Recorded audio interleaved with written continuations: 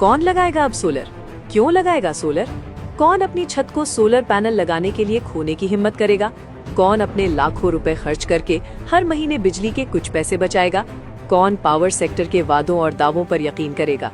बोल फिल्म का डायलॉग याद आ गया, जब पाल नहीं सकते तो बाकी आप खुद समझदार हैं। बिल्ली थैले से बाहर आ ही गई है।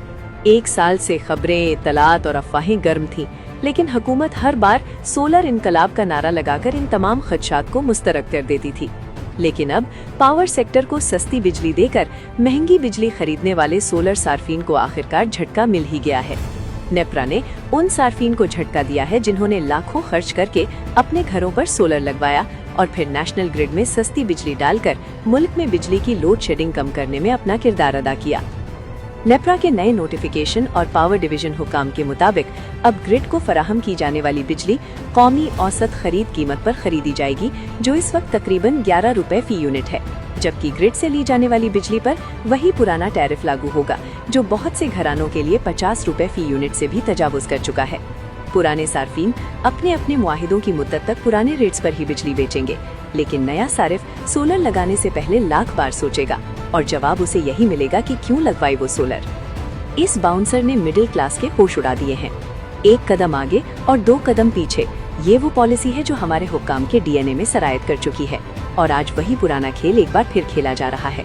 आपको याद है वो सीएनजी का दौर, जब शहर शहर गली गली स्टेशंस का जाल बिछाया गया, आवाम को सब्ज बाग दिखाकर गाड़ियों में किट्स लगवाई गई और फिर जब सबने अपनी जमा पूंजी दांव पर लगा दी तो अचानक पता चला कि जनाब गैस तो है ही नहीं। आज बिल्कुल वही तारीख खुद को दोहरा रही है, बस इस बार गैस की जगह सूरज की रोशनी है और किट्स की जगह सोलर पैनल्स हैं। पाकिस्तान जो पूरी दुनिया में एक सोलर इनकलाब के तौर पर उभर रहा था, जहां आम शहरी ने अपना पेट काटकर छतों पर सिलिकॉन की प्लेटें सजाईं ताकि इस मुल्क के हाँफते कांपते नेशनल ग्रिड को सस्ती बिजली मिल सके, आज उसी शहरी को दीवार से लगाया जा रहा है।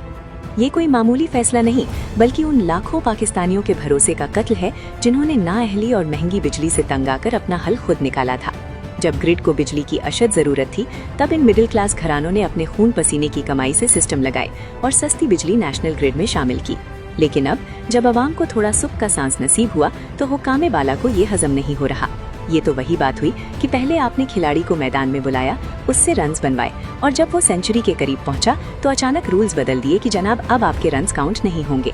ये आवाम के साथ एक भूंडा मजाक है, जहां सस्ती बिजली पैदा करना अब एक जुर्म बनता जा रहा है और नेट मीटरिंग के पर कतर कर आवाम को दोबारा उसी अंधेरे और महंगाई की दलदल में धकेलने की तैयारी मुकम्मल कर ली गई है।